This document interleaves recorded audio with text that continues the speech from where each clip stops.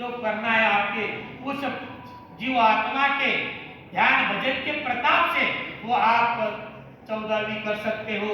13वीं 12वीं ये जगत रीति में आती है, 12वीं 13वीं जगत की रीति में आती है, और 14वीं 15वीं 16वीं 17वीं जो आती है ये भगत रीति में आती है। तो महाराज ने बताया कि आप जगत रीति को अपनाना नहीं, भगत रीति को अपनाना है। क्यों कि जुग चाला सुजोय हंसो जुग पाओसी।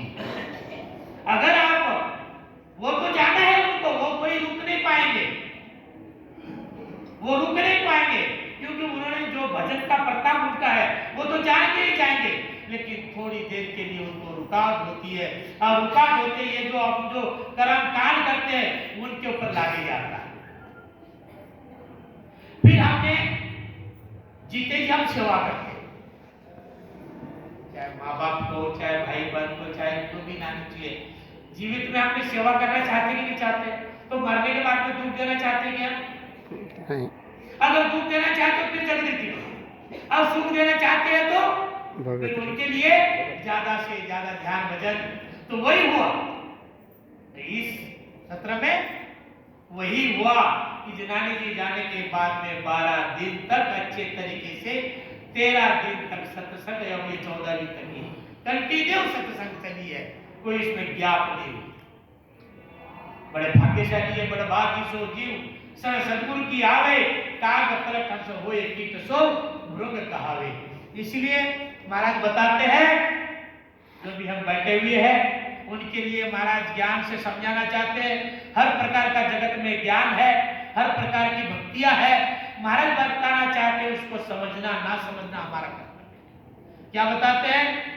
ज्ञानी सर्वभरम में भूला, सो मुझे नाए पिछाड़े, उलटी करे निंदा जुग माही, निगनो छानन आवे।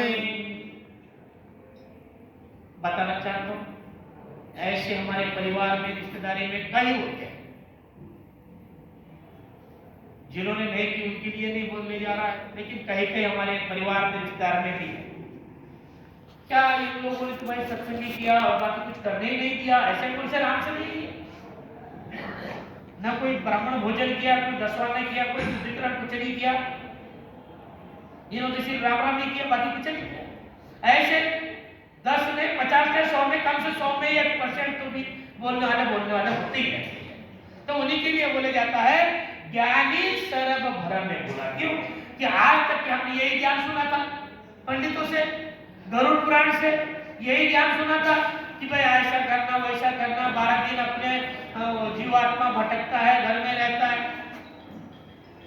अब विचार करिए वो घर में क्यों भटकेगा भाई? कोई भी आएगा, थोड़ी देर बता देता हूँ कि जो शरीर में से अपना जो जीव हंस जो निकलता है उनके लिए 3 प्रकार के लोग आते हैं। एक जीव को तो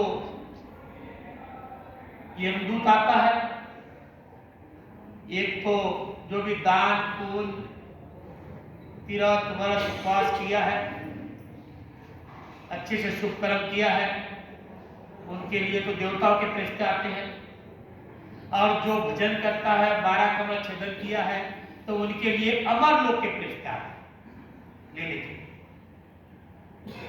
और अब बताइए जो पृष्ठ आया है, चाहे यमदूत कहो, चाहे देवता के पृष्ठ कहो, चाहे अमर लोक के पृष्ठ कहो, अभी शरीर में से लेके और छोड़ के जाएंगे घर पे, तो यही रुक गए 12 दिन, वापस आएंगे लेने के लिए। ये ऐसे पंडितों ने हमें इसी प्रकार से कई प्रकार से बर्बाद दिया। इसीलिए हमारे बताते ये जो भी ज्ञानी है, पंडित कौन है? ज्ञानी है। जाति पाति का मतलब नहीं है, जो होशियार होता है ज्यादा से ज्यादा उसको पंडित बोले जाता है। इसी प्रकार से ज्ञानियों को बताया गया कि ज्ञानी है जो भी सुजान होशियार है, इसको बता दिया महाराज ने, ये सब भ्रम में पड़े हुए, सब भ्रम में पड़े हुए, शास्त्र पुराण पढ़ के ये सब भ्रम में भूल गए और सो कुछ नाय पिछाड़े। ये जो ज्ञानी है ये मुझे जान नहीं सकते। कबीर साहब ने कहा मैं तो पूरबिया पूर्व देश का मारे ले, मैं तो पूरब लिया पूरब देश राम मारे ले, मारे बोले लगे नहीं कोई, मारे बोले लगे नहीं को,